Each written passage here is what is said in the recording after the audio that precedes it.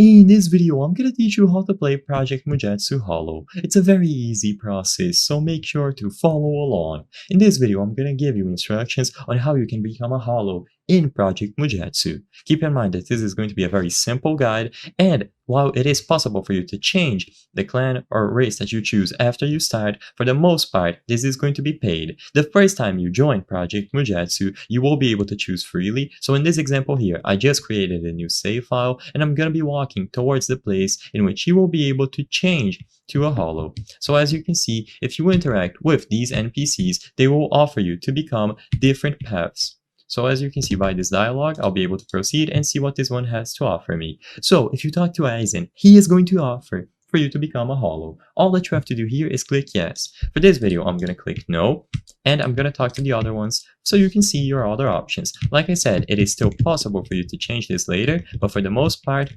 you will have to make a decision here, and it might be limited for you to change afterwards. So think about this well, each of them will have different skills, different abilities, and so on. So I'm just going to walk towards the other one here to show you what it looks like. If you talk to Kisuke instead, he is going to offer a different path. So as you can see, you can become a Soul Reaper if you talk to him.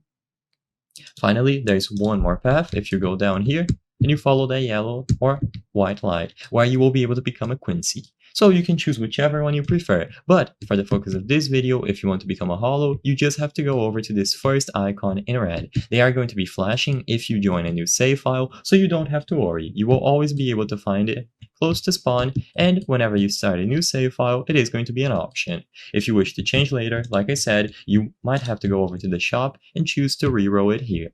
I hope I was able to help you on how to play Project Mujutsu Hollow. If this video helped you, please be sure to leave a like and subscribe for more very easy tips. Thank you for watching.